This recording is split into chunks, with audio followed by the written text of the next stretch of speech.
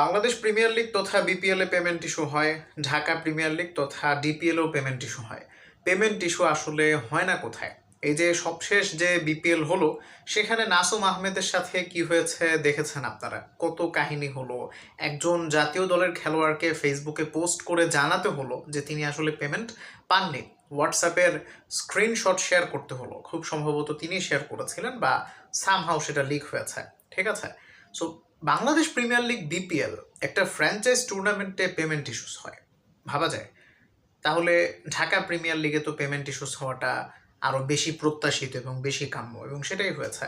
Dhaka premier লিগে 5 তারিখ শুক্রবার ব্রাদার্স ইউনিয়নের প্লেয়াররা তাদের ম্যাচ বয়কট করেছে। শুক্রবার যে তাদের ম্যাচ ছিল সেটা তারা খেলেনি। কেন এমনটা করলো তারা? মানে তারা বয়কটের সিদ্ধান্তটা কেন নিয়েছে? তার কারণ ওই একই কারণ, তারা আসলে ঠিকঠাক মতো পেমেন্টটা পায়নি। সো এই যখন হবে আমাদের ঘরোয়া ক্রিকেটের অবস্থা, আমাদের ডোমেস্টিক লিগের অবস্থা, তখন আসলে কিভাবে কি, মানে এই বিষয়গুলো নিয়ে তো আসলে একটা সমাধান করা উচিত, সুরাহা হওয়া উচিত।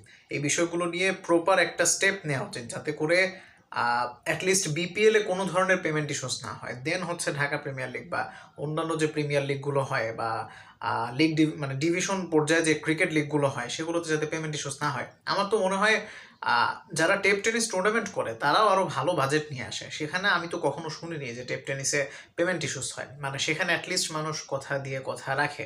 ধরেন একজন, আপনি হেলিকপ্টার বাবলুকে উঠিয়ে নিয়ে আসলেন, উড়িয়ে নিয়ে আসলে তিনি ডেফিনেটলি হয়তো পেমেন্টের বিষয়টা আগে ক্লিয়ার করেই নেবেন। তিনি ডেফিনেটলি মাঠে আগে নেমে যাবেন না, হয়তো অ্যাডভান্স নিয়ে নেবেন, হাফ নিয়ে নেবেন, বাকি হাফ খেলার পরে নেবেন।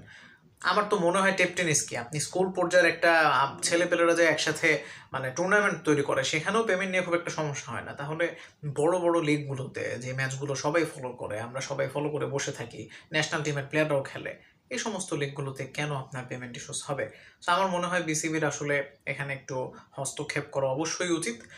বিপিএল এর ক্ষেত্রে আমার মনে হয় যে কমিটি আগে করা হবে, সেখানে এমন কিছু নিয়ম করে দেওয়া উচিত যাতে করে বিপিএলে এমন কোনো কোম্পানি ঢুকতে না পারে যাদের আসলে নিজেদের অবস্থায় ভালো না, প্লেয়ার্সদেরকে পেমেন্ট দিবে কিভাবে।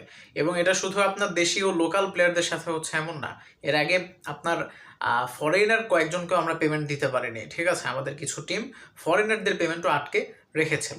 এই জন্য দেখবেন যে আমাদের অনেক সময় ফরেনাররা অ্যাভেলেবল থাকলেও অনেক সময় হয়তো তারা আসতে চায় না, যদি পেমেন্ট ইস্যুস থাকে, বড় টিমগুলো বাদে, এক্সেপ্ট রংপুর রাইডার্স কিংবা একটা সময় কুমিল্লা ভিক্টোরিয়ান্স ছিল।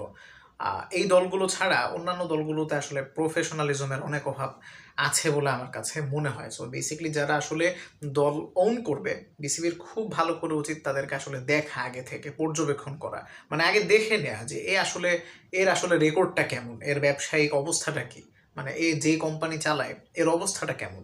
এর সুযোগ থাকলে এর এমপ্লয়িজদেরকে বের করে একটু জিজ্ঞেস করা উচিত যে আসলে আপনারা কি ঠিকঠাক মতো পেমেন্ট পান কিনা। এটা জানি না কতটা ঠিক বললাম।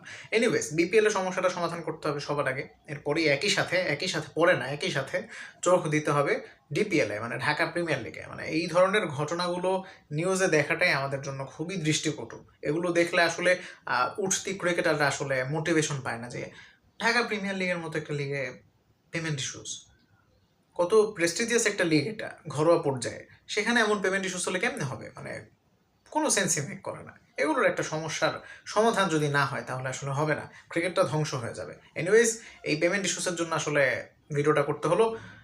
খুবই খারাপ লাগছে দেখে, মানে একটা ম্যাচ হলো না পেমেন্ট ইস্যুসের জন্য, এটা কোনো হয় বলেন?